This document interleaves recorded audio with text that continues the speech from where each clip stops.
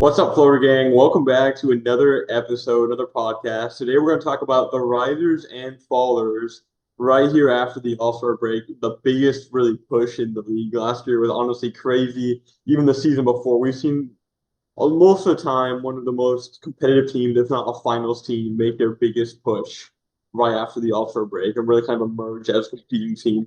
So that's kind of what we're trying to get at here. And I'm gonna start off with I talked about it during our trade deadline review, the Dallas Mavericks. The Dallas Mavericks obviously didn't make the play-in last season after making the Western Conference Finals. So just the fact that they made the Western Conference Finals makes me that much more positive about them. And awesome trade. PJ Washington is just going to be an awesome offensive piece. Daniel Gafford, I love the defense they're bringing. It's just they're going to be it's a lot more of a deep team now than we saw from this time a season ago when they missed it. And it's kind of like they just looked a little out of sync, and they weren't really that bad of a team to begin with. But this is a team that we've been seeing getting hot, a team that started the season out hot, and I don't even know exactly if they're going to make a huge leap right in the rankings. I don't honestly really think they would. Maybe like one if they're lucky, two spots. I'm making a case right here as a riser in the playoffs. Like even though a lot of people counting them out, Kyrie Luka doesn't work. It didn't work. They missed the play-in, which is it's bad. But I'm saying, guys, let's be careful here. This team might be in the Western Conference Finals. I would not be surprised. Luka Doncic is that guy in the playoffs. 40-point triple double is nothing out of this world for him. And now you have these pieces of Kyrie Irving, well, all-star caliber player this season, no one's talking about, and then the defense and the skill of Gafford and PJ Washington. I'm taking the Dallas Mavericks as a riser really in the postseason.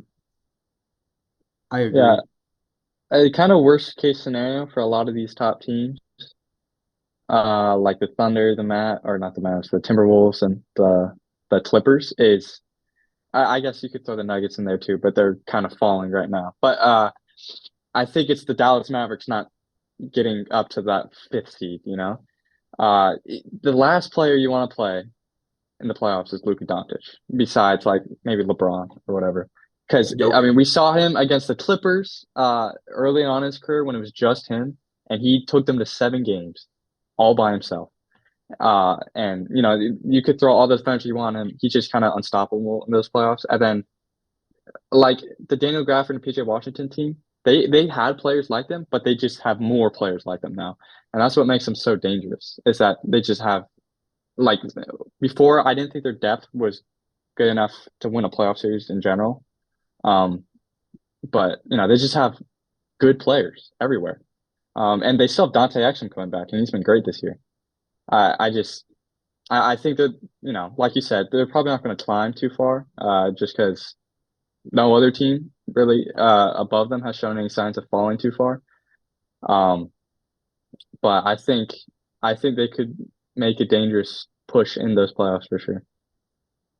I agree. Yeah, I mean Gafford, it's small sample size, only been 3 games, but he's averaging 15 points and 12 rebounds, which are both I think amongst even career high. Like I said, small sample size, but I think it's just really promising too.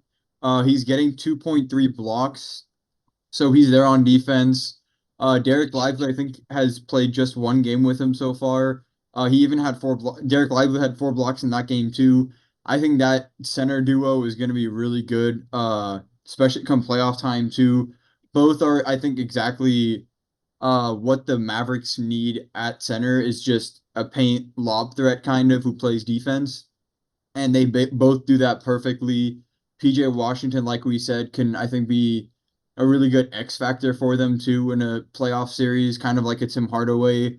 I think if they can have one of those guys go for 20 or 30 each night, that'd be really good for them as well, just because they have those two kind of X factor players that can really easily change the momentum or the outcome of a game.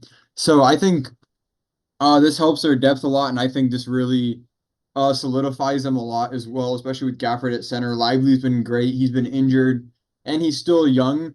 And I think to an extent, as good as they were with Lively, he wasn't ready to be that playoff center necessarily, but I think with Gafford now, he can take the reins a little bit. He can show Lively a little bit more of how to take those reins. So I think it's going to be honestly a underratedly scary team in the playoffs. And what I also like is that I think before, I mean, I still don't think they have elite defenders, elite big defenders, but they have, even if they're not having good defensive games, they just have a lot of bodies there. Because Jokic is going to get you in foul trouble, AD is going to get you in foul trouble, just those bigs like that. And they went from having like almost no front court depth to I think one of the better front court rotations in the West.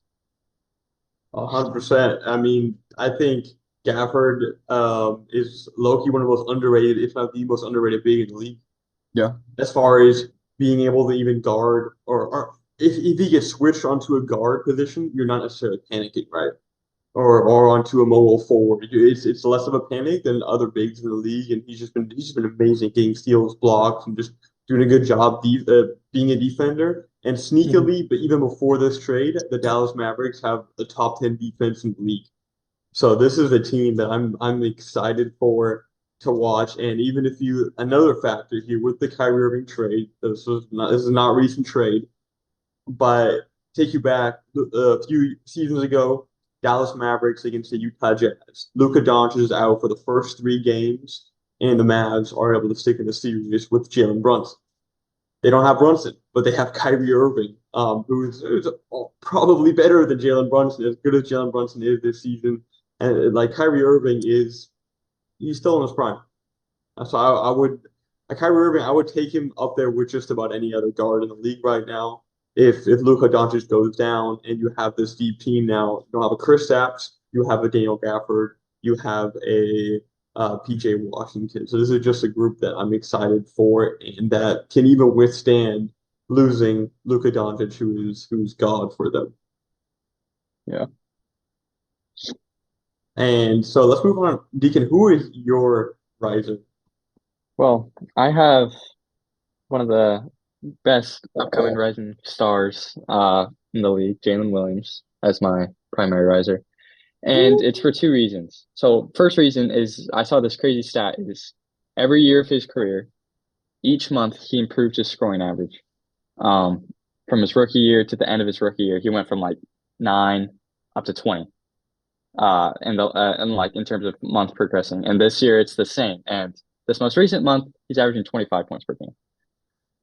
So assuming that trend keeps going, maybe he'll average 30 next month. But that's not the only reason. I think his volume is just in general going up. His confidence is going up. We've seen quite a few times that instead of Shea being the one, oh, go get us a clutch bucket, Shea, it's Jalen Williams. Um, and because Shea does have that gravity, Jalen Williams is able to, get his own 1v1 against pretty much anyone. And he's finishing around the bucket extremely well. He's shooting 45% from three, which is unbelievable. Um, and reason number two is Gordon Hayward is finally going to make his debut against the Clippers this upcoming Thursday. Um, and while Gordon Hayward, he's not some superstar, he's not the all-star he used to be. He's not Josh Giddey. And Josh Giddey, I look, he's a good player. He just does not fit on this team. He doesn't. I mean, I think he should move to the six-man role, and hopefully he will with Gordon Hayward coming. But you can't leave Gordon Hayward wide open, and that's just going to open up the lanes for J-Dub and Shea. And if they do trap on those guys, Gordon Hayward's going to knock down more threes than Josh Giddey, that's for sure. So I think that gravity just from Gordon Hayward is just going to elevate Jalen Williams' game. It's going to elevate Shea's game. It's going to elevate the Thunder, and not to mention their schedule over the next month or so. It's pretty darn easy. So I got a lot of and as a Thunder fan, I'm not trying to be too biased here, but I just Jalen Williams, just his progression is just so exciting. I mean, it's kind of reminding me of how Shea got started, and I'm not saying Jalen Williams is going to become an MVP caliber guy, but he could be. I mean, he could be. I don't think he will either. But I think the other underrated thing too about Hayward, J-Dub, and even Shea sometimes too is like you said, Shea is willing to give up that ball to J-Dub in clutch moments, and Hmm. J-Dub is the exact same way, and Gordon Hayward is too. So, the nice thing with that, especially in closing games, is for the most part, I mean, everyone forces shots, especially star players, but for the most part, they're going to try to make sure they can get that best shot with especially one of those three guys, and they can all knock it down from basically anywhere. So that's Yeah, just going to be really dangerous as well for the other teams. So yeah, J-Dub, I think even if his scoring average doesn't necessarily go up, I could see his assist numbers going up because he'll for have to sure. just become more of a playmaking role just because he'll start getting double teams.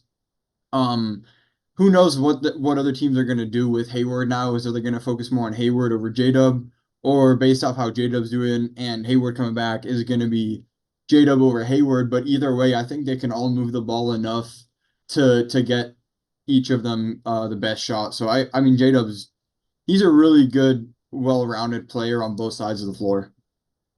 I freaking love J-Dub. He's wired the way I love players to be wired in general. I've talked about it with both Tyrese's, with Max and Halliburton before. One of the things I love about Max, he's a willingness to take on different roles as long as it leads to winning.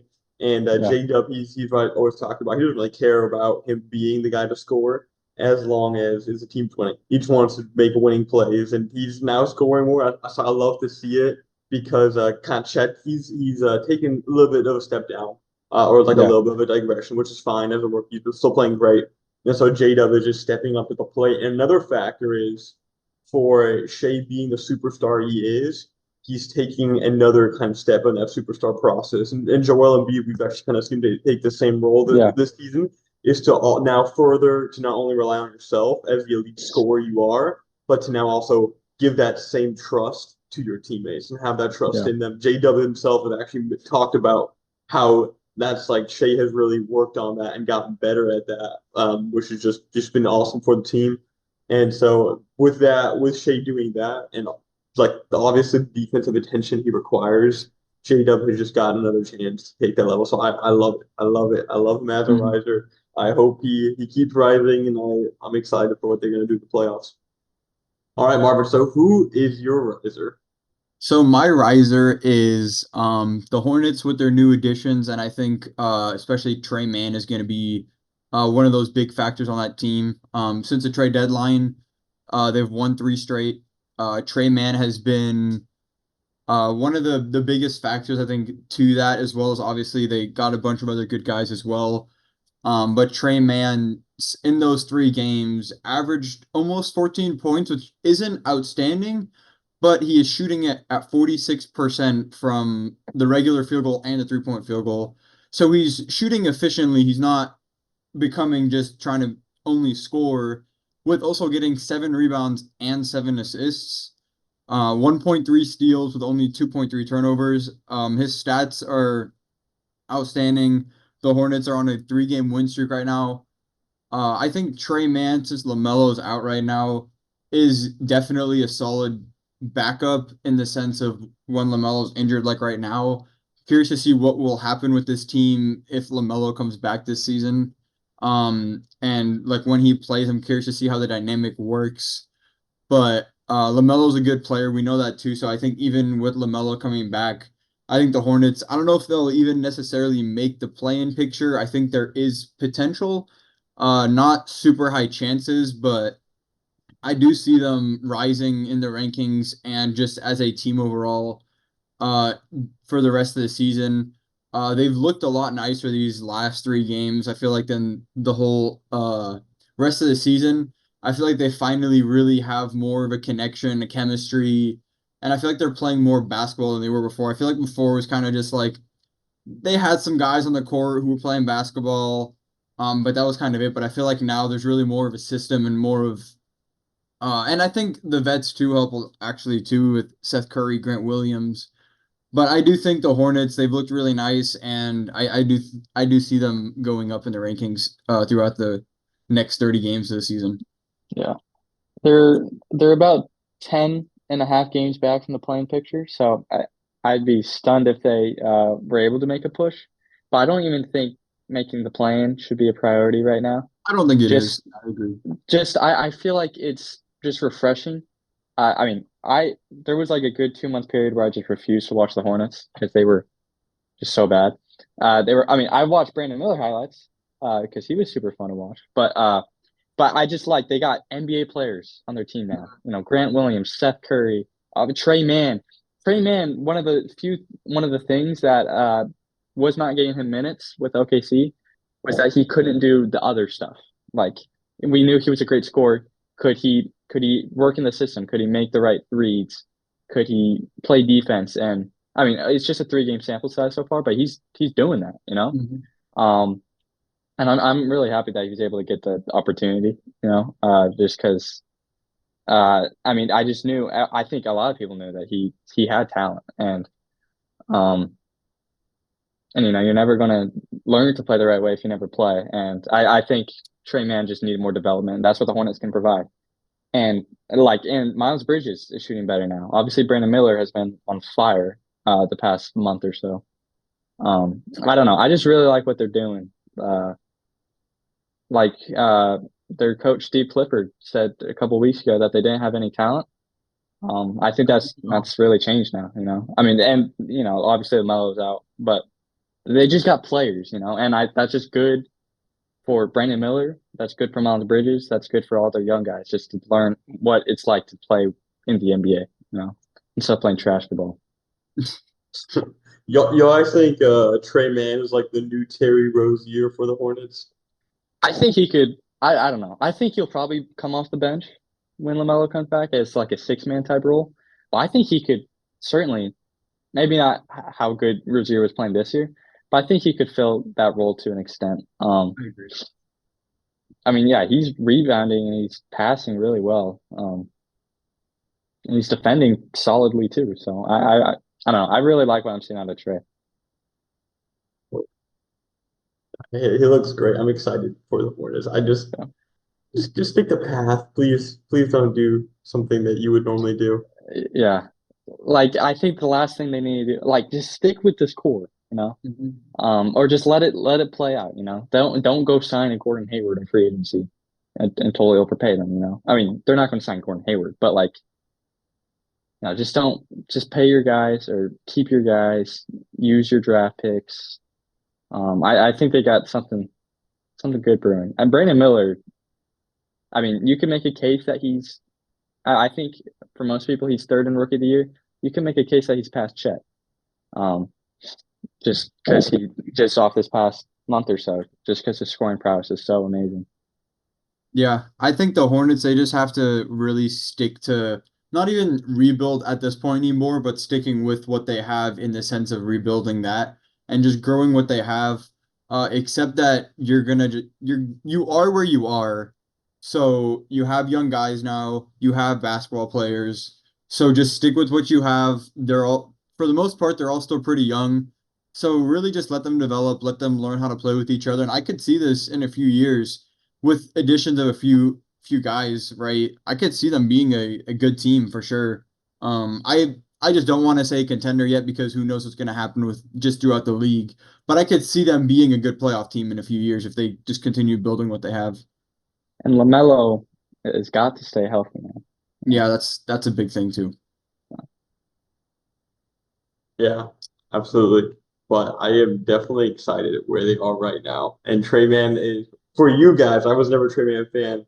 Excited that he's doing Trey Man things. I am Yeah. super excited about it. I love Trey, man. Love that guy. In 2024, 2025, most improved player. Calling it I now. like that a lot. What Yeah. do y'all think as two teams that we've seen do this several times? I'm a fan of both the Miami Heat and the LA Lakers as Yeah. potential risers coming up. But I saw just like a meme a little ago, Jimmy Butler. It's that time of him like becoming Jim VP, and then in the playoffs becoming Michael Jordan's son. So it's that time for the Heat to make that push, and even the Lakers are very capable of that. Yeah. Obviously, I'm gonna buy into what the Heat are doing just because they've proved. I mean, I wouldn't say I've been a Heat hater, but I've always been super skeptical. Is that the word? Yeah. Of what they're doing. You know, like last year they were the eighth seed. I was like, oh gosh, you didn't make any moves uh, for any of those star players. You just kept standing pat.